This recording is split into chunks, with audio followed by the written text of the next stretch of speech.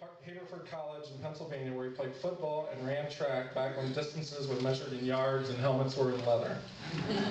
He still skis, plays tennis, rides bikes, and runs competitively, last year winning the national championship in the 60-meter dash in Albuquerque. Woo! Burt.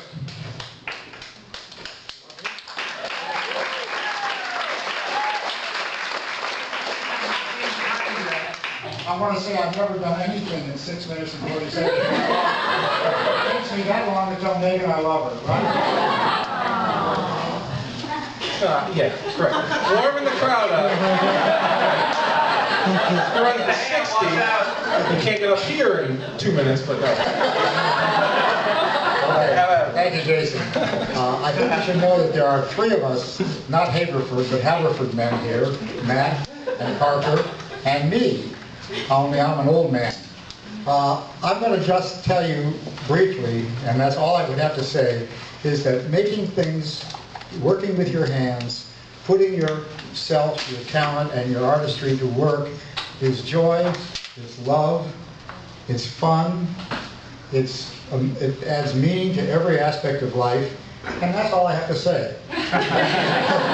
This is the big ark at Temple Israel, which was our first public project. My late son and I made furniture as a hobby from the time he was 4 years old. And this was a 2.5-year project. As you can see, it's huge. It's 17 feet high, and those doors open up to 28 feet wide. This is the God Squad. We've got an in with every religion. So, if you leave your name in some little book that Jason will provide, I'll put a good word in for you. This is the nucleus of the God Squad. This is the community chuppah, if you've been to a Jewish wedding. And you'll see as we go along that every one of our projects are different. Every one of our projects are donated. I pay for the materials personally, and it just adds to the joy because I build everything in the name of Burt and David Saidel. This is a hexagonal ark that's at Beth Jacobs Synagogue. A woodworker would say, "How the hell did you do it?" And my answer would be, "I don't know." David sends me the plans. I can tell when a minister, a priest, or a rabbi is walking toward me, I'm going to get a request. This is an ark. I had just come back from a trip to China. Didn't mean a thing. David sent me the plans. This is built with no metal at all except those 2 pieces on the front, which we bought in Hong Kong. It's all mortised, counter mortised. An architect used to know about that. You don't do that anymore. Now this is our son David. That's him about 8 years old staining our dining room table. We began working together when he was born. And he lost his life, unfortunately, after climbing Mount Olympus in Greece 25 years ago, July 4th. This is the last picture that was in his camera. When we heard of his death, the counselor said this was in Lito Horo, which is near Mount Olympus. I said he must have climbed the mountain. They said he couldn't have, he hasn't been in the country that long. I said, "You didn't know my son." And when his film came back, that was the last picture in his camera. This is Corpus Christi. That's the baptistry. Once again, you'll see every piece is different. Why? Because David, from his cyber heavenly perch, tells me what to do. We make no drawings. That's the pulpit that goes with it. One of my partners, Harold, who's now 94 years old, drives too fast and has a dead girlfriend. It's true, it's true. As an engineer, I had a breaking from making drawings.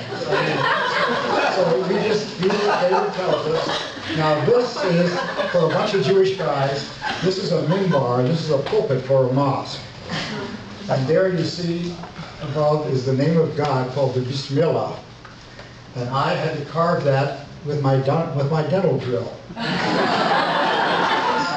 This is the, and I hope you can give me more than 20 seconds. Burt and David Saidel, Harold Burgos, and Richard Cummings, each faithful to the ancient creed of our ancestors, have fashioned this minbar to foster love and understanding among all peoples. We add our fervent wish for peace in Greek, Hebrew, and Arabic. And the reason that the Hebrew is in the middle and larger was at the insistence of our Muslim friends. They said, we want people to ask, why is Hebrew on our minbar? And why is it bigger? And then they'll know the story. This is a fun piece. That's a more fun piece. This is, if you've been to the Dayton Philharmonic, we made the podium, but this is the fun part.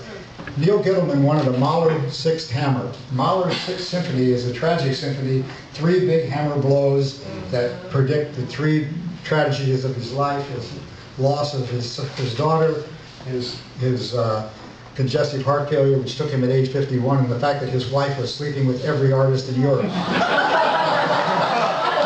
And so the hammer has Mahler, Gustav's name on it, and the target that they hit has Alma and the name of 10 of her lovers. Every time Michael slogs that thing, it's revenge. This is St. Paul's. I was busy talking, but we missed that's their communion table. They asked me for it. I went to where they were remodeling. I said, this is what David said. They said, do it. And we did it. We also do some not so fun things. I've made 10 or 12 ashes boxes. This is for Linda Kramer, Sam Kramer's wife, one of my dear friends. And in fact, I put them together. He was a doctor, fellow doctor. And somehow I have 4 more to make. One's been used, and 3 of my friends. This is for my classmate, Dr. Ken Callahan, a good Irishman. He was sort of Irish. He was half Jewish from being with us. I thought, on Celtic Cross, you know how hard it is to make those things? But it got made.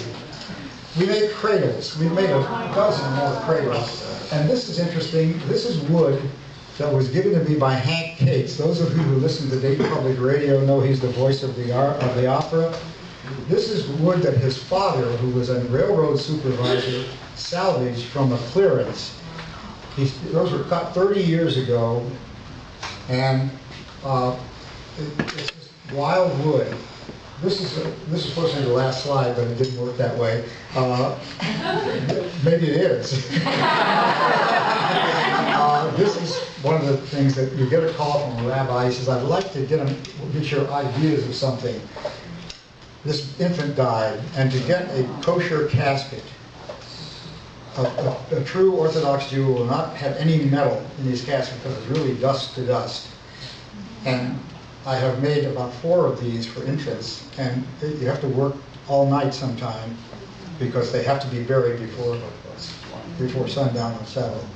So that's not as much fun, but believe me, do things, make things, enjoy things, and live a good life. Thank you very much.